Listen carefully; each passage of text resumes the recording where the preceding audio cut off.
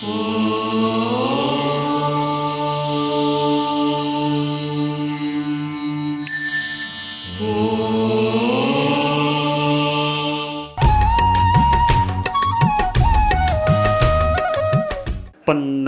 च सुरेन्द्रे च कौशिके पाद संस्पृशि निर्विशेष मनस्काय श्री वीरस्वामिने नमः।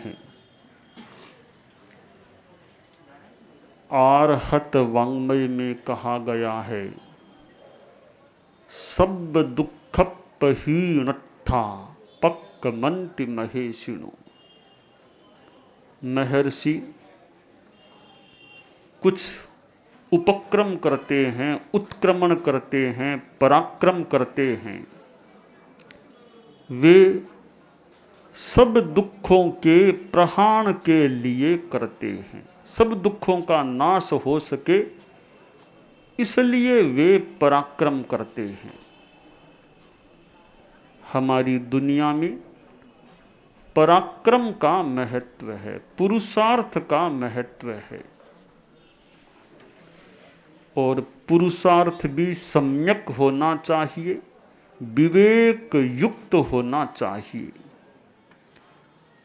हम सम्यक दर्शन में पराक्रम करें, सम्यक ज्ञान में पराक्रम करें और सम्यक चारित्र की आराधना में पराक्रम करें, तप की आराधना करें।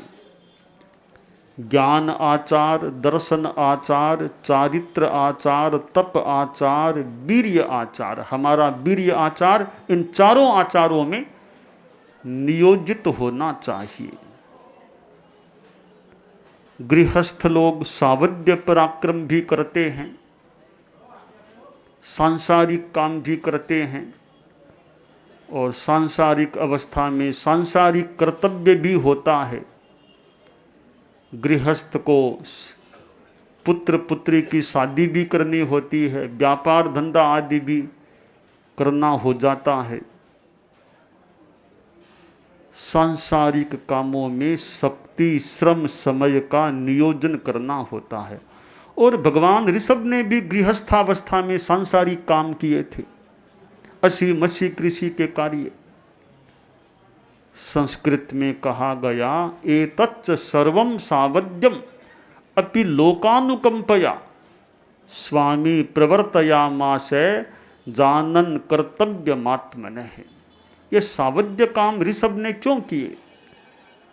बस अपना कर्तव्य मान करके, लोकानुकंपा के कारण सावध्य कहलाने वाले कार्य भी उन्होंने किए।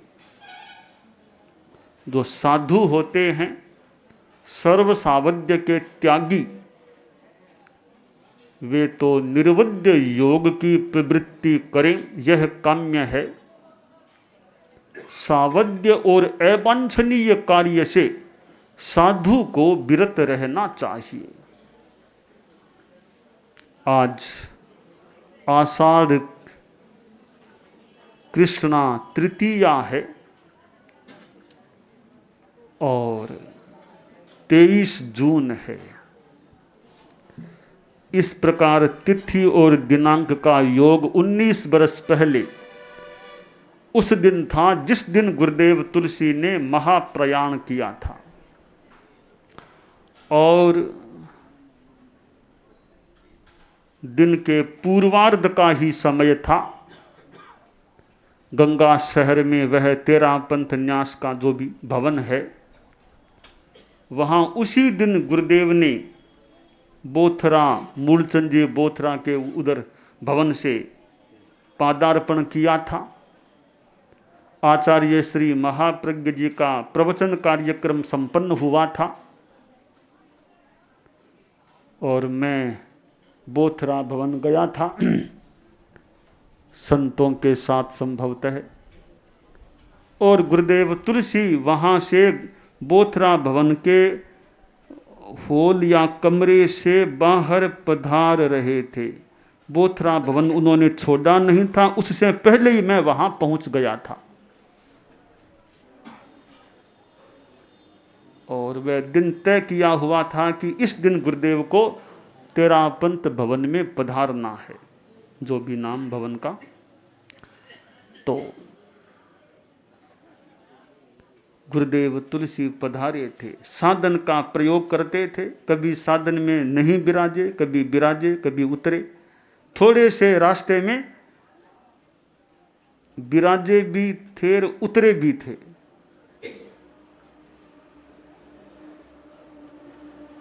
भवन में प्रवेश किया, आचार्य श्री महाप्रज्ञ जी ने अगवानी की। गुरुदेव तुलसी अंदर छोटे हॉल में पधारे, लोगों को दर्शन दिए, बाद में अपने छोटे प्रकोष्ठ में पधार गए। मैं भी साथ ही गया था संभवतः, थोड़ी देर वार्तालाप भी किया। गुरुदेव ने मेरे से भी कुछ बात की, और फिर साध्वी जिनप्रभा जी वहां आ गई थी। वो संभवतः मेरे से बात करने के लिए आई थी। तो मैंने गुरुदेव से आज्ञा ली या निवेदन किया कि साध्वी जिनप्रभा जी आई है, तो मैं उनको थोड़ी उनसे बात करनी है, सेवा करानी है। तो गुरुदेव के कमरे के बाहर ही स्थान था, थोड़ा सीढ़ियाँ भी थी, थोड़ा हवा का भी स्थान संभवतः। तो मैंने कहा यहाँ बैठ जाएं, साध्वी जी से बात कर लें। तो साध्वी जिनप्रभा जी शिक्षा, साधु साधियों के शिक्षा, वो पाठ्यक्रम संबंधी कोई बात करनी थी। तो मैं बैठा था, साध्वी जी से, जिनप्रभा जी से बात हो रही थी। बात चल ही रही थी, एक संत आए, तो गुरुदेव मेरे ठीक बहुत निकट ही कमरे में विराजमान थे, और उन्होंने कहा गुरुदेव के क्या हो गया, क्या? वो ऐसे हक्के बक्के से थोड़े ऐसे आए। मैं उठा, अंदर गया, फिर तो मुनि दिनेश जी और कई संत इकट्ठा हो गए। तो गुरुदेव की स्थिति शरीर की थोड़ी डगमगा रही थी, वो विराजमान थे, स्थिति डगमगा रही थी। तो हम लोगों ने कुछ मंत्र पाठ करना शुरू किया। मैंने कहा संत को भी, आचार्य श्री महाप्रज्ञ जी को जल्दी जल्दी लेके, जल्दी बुला के लाओ। तो गुरुदेव आचार्य महाप्रज्ञ जी भी जल्दी ही पधार गए वहाँ। उनका थोड़ा सा स्थान दूर था, बीच में थोड़ा वो मार्ग था, तो वे वहाँ से पधार गए। और हमने कहा आचार्य श्री पधारे हैं, गुरुदेव को आचार्य श्री पधारे हैं। पर आचार्य श्री गुरुदेव कौन सुनने वाले थे उस समय, भगवान जाने। उस समय कोई कुछ अस्तित्व था या नहीं था। प्रयास किया गया जैसे तैसे जीवंतता हो जाए, या मूर्छा हो तो टूट जाए, मालिश आदि का प्रयोग किया। गुरुदेव को संभवतः लेटा दिया गया था पट्ट पर। बीकानेर में डॉक्टर मिश्रा थे, डॉक्टर मिश्रा जी आए, उन्होंने अपने ढंग से चेकअप किया, और वे कुछ चेकअप किया और संभवतः कुछ बोले नहीं। तो संभवतः पूछा, डॉक्टर साहब बताइए क्या स्थिति है स्वास्थ्य की? तो उनके कहने का भाव था कि आचार्य तुलसी संसार में नहीं रहे। प्रयास जो किया गया था कि जीवंतता रहे या हो जाए, वो सारा प्रयास अरण्य रोदन के समान निष्फल सिद्ध हुआ।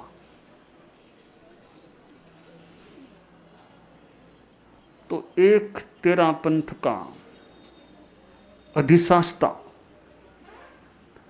जिन्होंने कितनों को हस्तालंबन दिया, कितनों को आगे बढ़ाने में अपना योगदान दिया,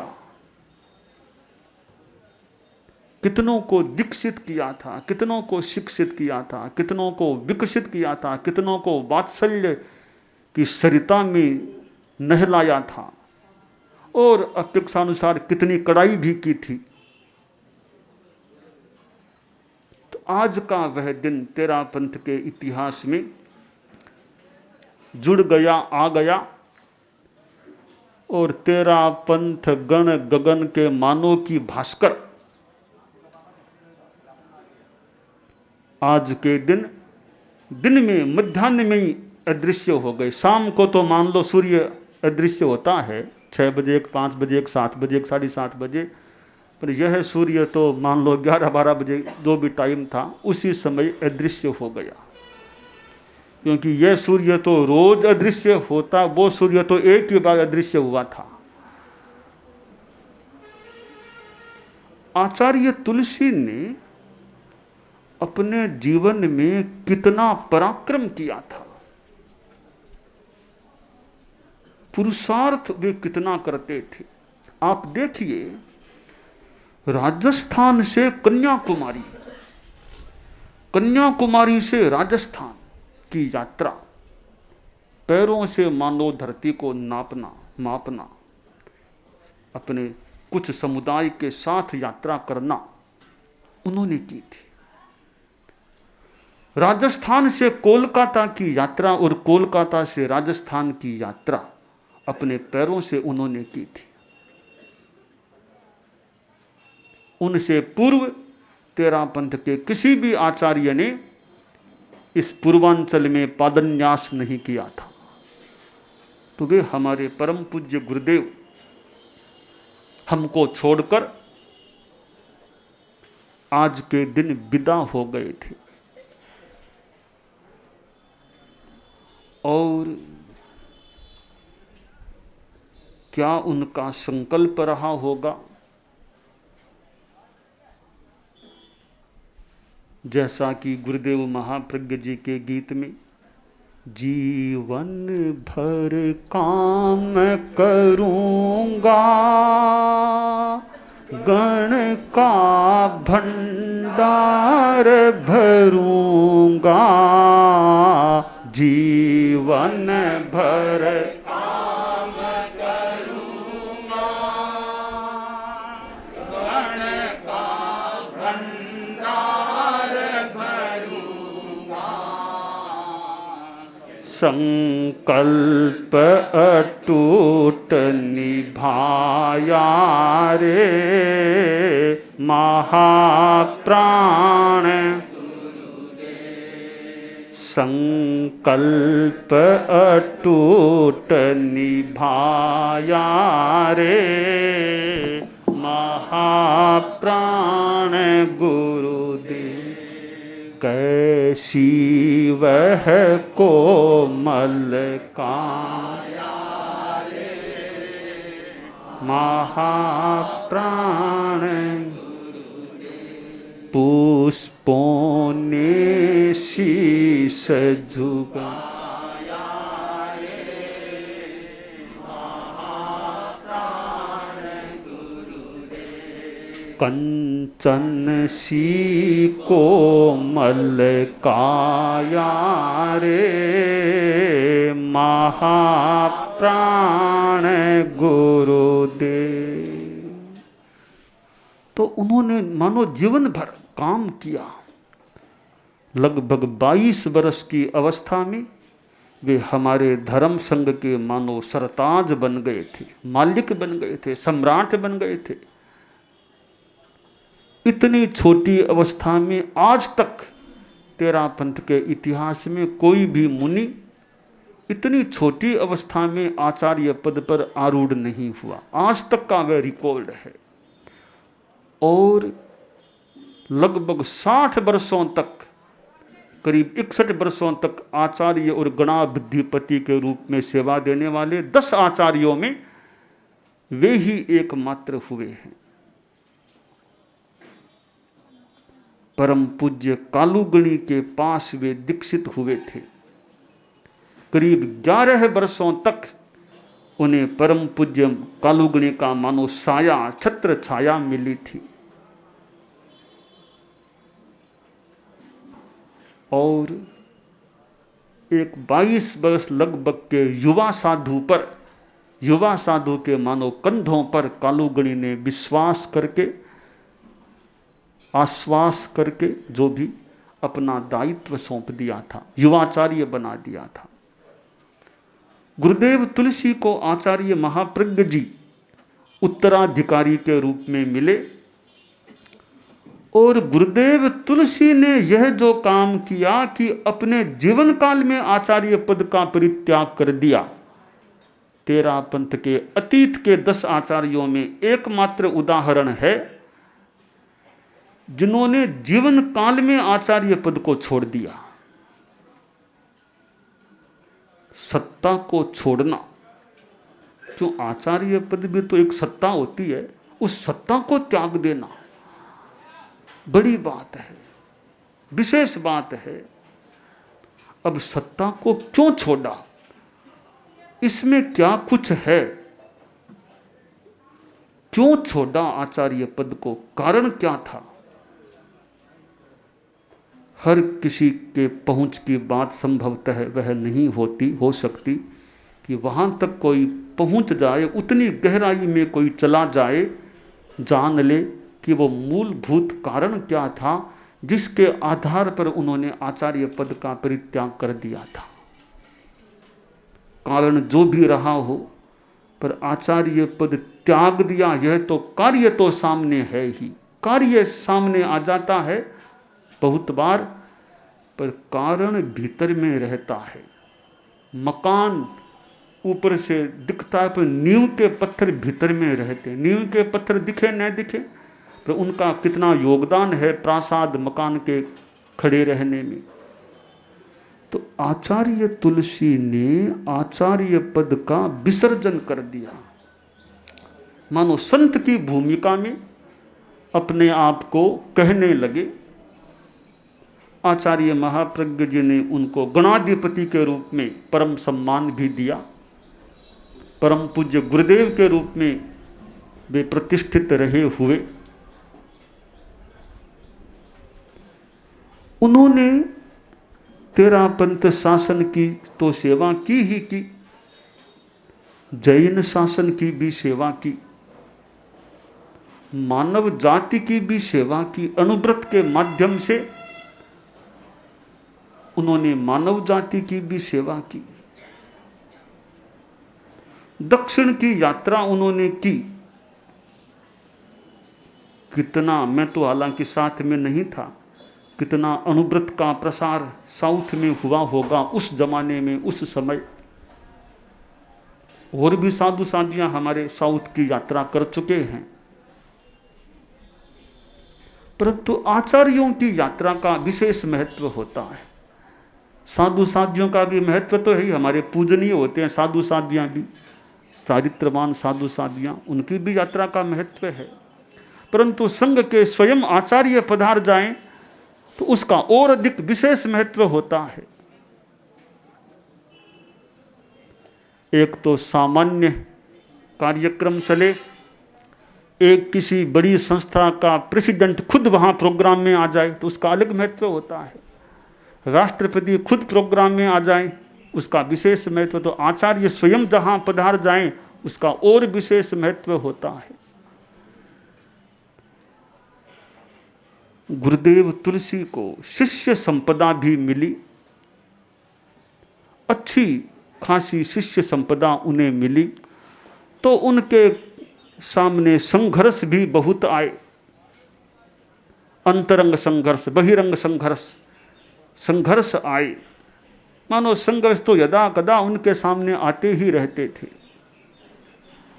तो मैं आज के दिन परम श्रद्धेय, परम पूज्य, परम वंदनीय गुरुदेव तुलसी, जो हमारे धर्म संघ के नवम अधिशास्ता थे, उनका श्रद्धा के साथ स्मरण करता हूं और उनका अनुग्रह यथोचित यथास्थिति हम पर बरसता रहे। हमारा पथ प्रशस्त होता रहे और उनके जीवन से हमें आध्यात्मिक प्रेरणा और भी व्यावहारिक प्रेरणा भी मिलती रहे। मंगल कामना।